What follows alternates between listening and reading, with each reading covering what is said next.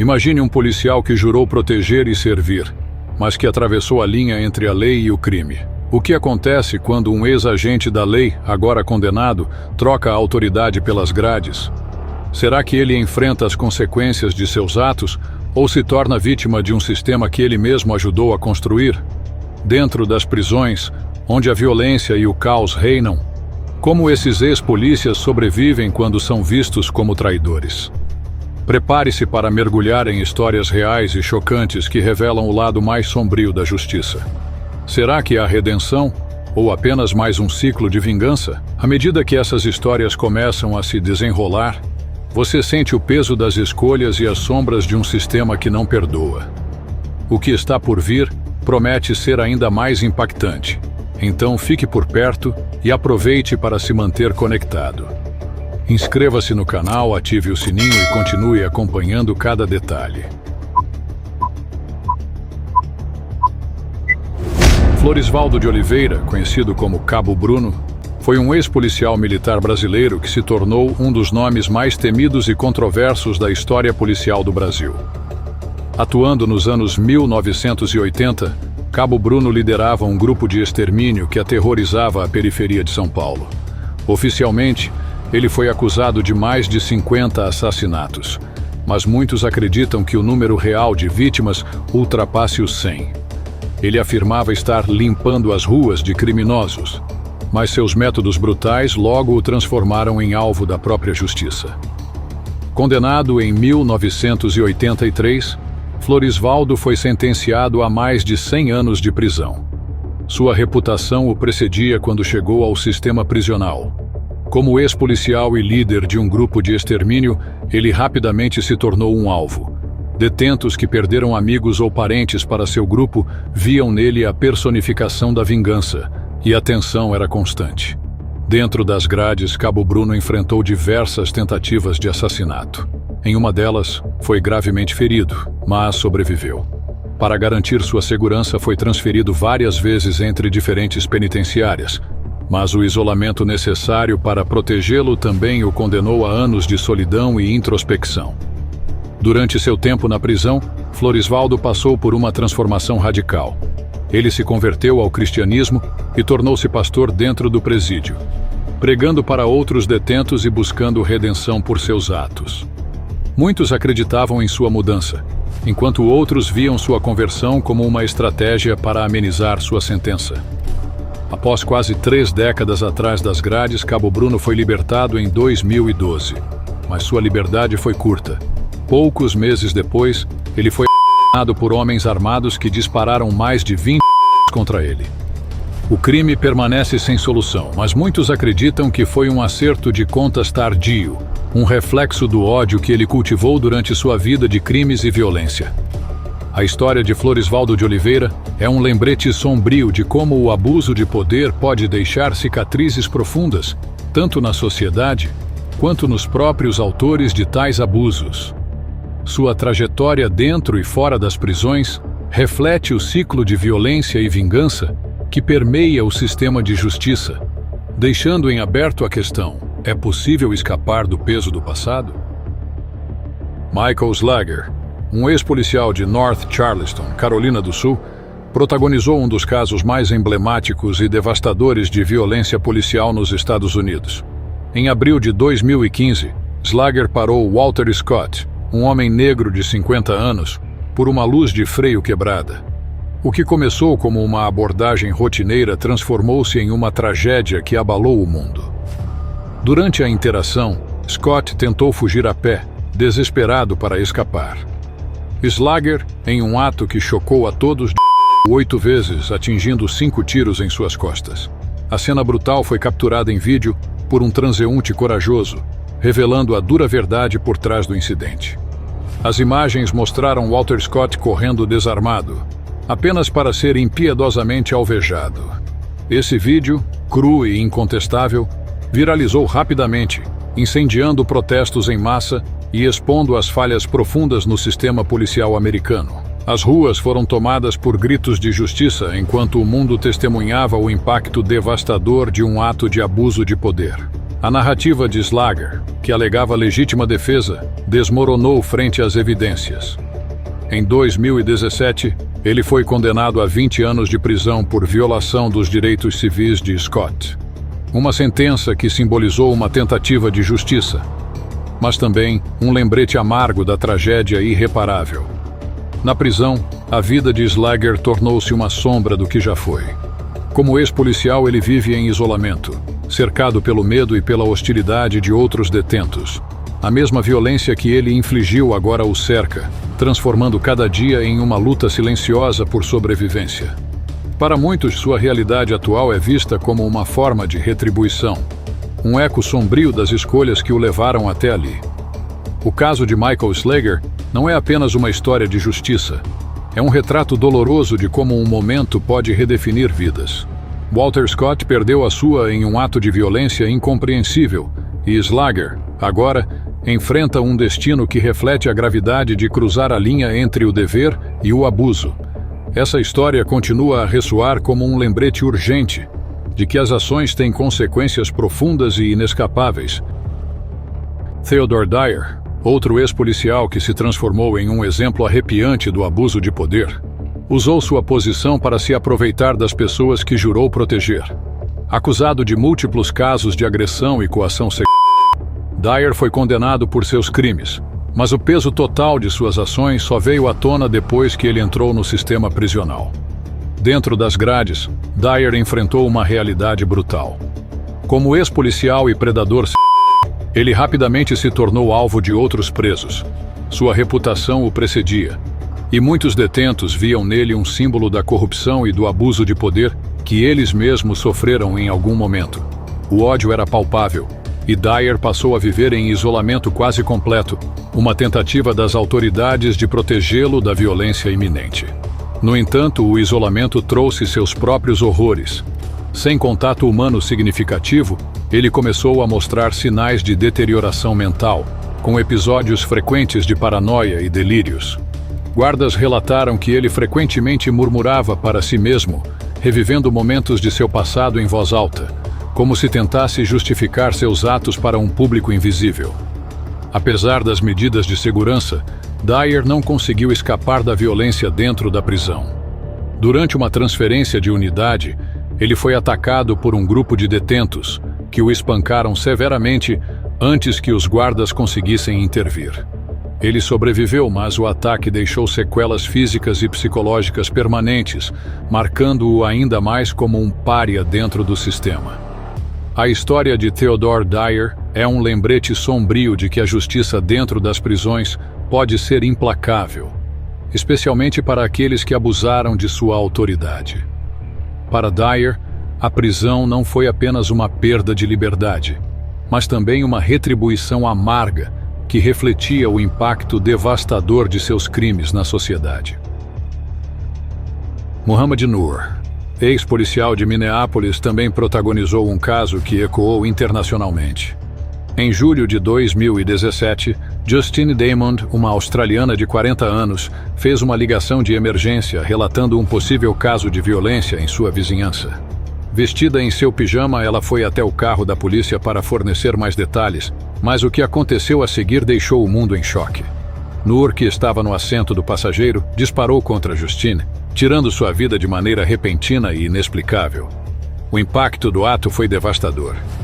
Justine, uma mulher conhecida por sua bondade e dedicação à comunidade, teve sua vida brutalmente interrompida sem qualquer explicação plausível. Nur justificou o disparo alegando legítima defesa, mas a ausência de gravações de câmeras corporais e a natureza repentina do tiro levantaram um clamor internacional. As ruas de Minneapolis foram tomadas por protestos exigindo justiça, enquanto a mídia global narrava o caso com indignação e tristeza. Em 2019, Nur foi condenado a 12 anos e meio de prisão por homicídio de terceiro grau e homicídio culposo. A sentença foi recebida com reações mistas. Para alguns, ela representava um passo em direção à responsabilização policial. Para outros, era uma pena insuficiente para o impacto irreparável causado. Na prisão, Nur enfrentou desafios semelhantes aos de outros ex-policiais. O isolamento, necessário para sua segurança, tornou-se um peso psicológico, enquanto a sombra do que ele havia feito pairava constantemente sobre ele.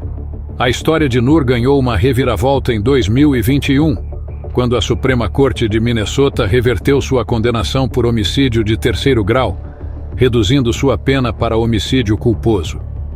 Noor foi libertado em 2022, mas o legado de seu ato continua a reverberar. A família de Justine, devastada pela perda, e a sociedade como um todo continuam a questionar. Como garantir que aqueles encarregados de proteger a sociedade estejam verdadeiramente preparados para suas responsabilidades? E o que acontece quando falham de forma tão trágica? Kimberly Potter, uma veterana com mais de 2 décadas de serviço na polícia de Brooklyn Center, tornou-se protagonista de outro caso controverso em abril de 2021. Durante uma abordagem de trânsito, Potter tentou prender Dante Wright, um jovem negro de 20 anos, devido a um mandado pendente. Em meio à confusão, Potter confundiu sua arma com um taser e disparou fatalmente contra Wright. Dentro da prisão, Potter rapidamente percebeu que sua experiência policial de nada a protegeria. Como ex-agente e com um caso amplamente divulgado, ela foi automaticamente colocada em um programa de isolamento para ex-policiais, onde o contato com outros detentos era inexistente. No entanto, o isolamento não a livrou dos desafios psicológicos. Os dias eram preenchidos com uma solidão esmagadora, e a culpa pelo erro que tirou a vida de Wright parecia crescer a cada minuto. Guardas relataram que Potter passava longos períodos em silêncio absoluto, raramente interagindo mesmo nas raras ocasiões em que lhe era permitido sair de sua cela. A tensão era palpável, e a própria presença de Potter no presídio era suficiente para desencadear reações adversas de outros detentos, mesmo à distância. O peso de seu erro e o escrutínio constante transformaram sua sentença em um tormento contínuo. Embora sua sentença tenha sido reduzida, com Potter cumprindo 16 meses de prisão de uma pena de 2 anos, o impacto emocional e psicológico do tempo atrás das grades deixou marcas permanentes. Para ela, a prisão foi mais do que um castigo. Foi um reflexo do erro que mudou não apenas sua vida, mas a de uma família inteira. E como em muitos casos, a sociedade ainda se pergunta: será que a punição foi suficiente para a gravidade do que aconteceu? Johannes Messerle, um ex-oficial da Polícia de Trânsito de Oakland, tornou-se o centro de uma das histórias mais controversas envolvendo forças da lei nos Estados Unidos. Na virada de ano de 2009, em uma estação de trem em Oakland, Califórnia, Messerle foi capturado em vídeo disparando fatalmente contra Oscar Grant, um jovem afro-americano de 22 anos, que estava desarmado e deitado de bruços no chão. O incidente foi filmado por diversas testemunhas, e as imagens que rapidamente se espalharam pela internet mostraram Messerle sacando sua arma de fogo e atirando em Grant a queima-roupa. Messerle alegou ter confundido sua arma com um taser, mas o ato gerou uma onda de indignação. Protestos tomaram as ruas de Oakland, clamando por justiça para Oscar Grant e expondo as tensões raciais e a brutalidade policial enraizadas no sistema. Messerle foi acusado de homicídio culposo e, em 2010, foi condenado a 2 anos de prisão. Sua pena foi amplamente criticada como branda, especialmente considerando o impacto do caso na sociedade e na família de Grant. Dentro da prisão, Messerle enfrentou a hostilidade característica reservada a ex-policiais. Mesmo isolado para sua segurança, ele sentia o peso de ser visto como símbolo de uma injustiça maior. Guardas relataram que ele raramente interagia, mantendo-se em silêncio e focado em evitar qualquer confronto direto com outros detentos. A prisão para Messerle tornou-se uma sentença de introspecção forçada, onde o arrependimento e a vergonha eram companhias constantes. Os poucos momentos fora da cela eram tensos. Outros presos faziam questão de demonstrar desprezo, lançando olhares de reprovação ou comentários sarcásticos. Messerle sabia que qualquer erro poderia colocá-lo em uma situação de risco iminente. Sua vida na prisão era uma rotina de vigilância constante, tanto externa quanto interna, enquanto tentava lidar com o peso de suas ações e o impacto irreparável causado à família de Oscar Grant. A história de Johannes Messerl serve como mais um lembrete de que, para os policiais que cruzam a linha, o sistema prisional é implacável. É um lugar onde a autoridade não existe mais e onde os erros do passado não apenas seguem o indivíduo, mas o cercam em todos os momentos. Gerard John Schaefer, um ex-policial da Flórida, protagonizou um dos casos mais chocantes envolvendo abuso de poder e violência extrema. Schaefer usava sua autoridade como policial para sequestrar, torturar e assassinar mulheres, transformando sua posição de poder em uma ferramenta para satisfazer seus impulsos sádicos. Ele foi condenado em 1973 pelo assassinato brutal de duas adolescentes, Susan Place e Georgia Jessup, mas acredita-se que ele tenha feito mais de 30 vítimas. Dentro da prisão, Schaefer rapidamente ganhou a reputação de um dos presos mais odiados, não apenas pelos outros detentos, mas também pelos guardas. Sua arrogância e o prazer em detalhar seus crimes em cartas fizeram dele um alvo constante de provocações e ameaças. Detentos relataram que Schaefer frequentemente se gabava de seus atos, descrevendo com frieza como manipulava e eliminava suas vítimas. Essa atitude o isolou ainda mais dentro da hierarquia da prisão, onde até os criminosos mais endurecidos o viam com desprezo.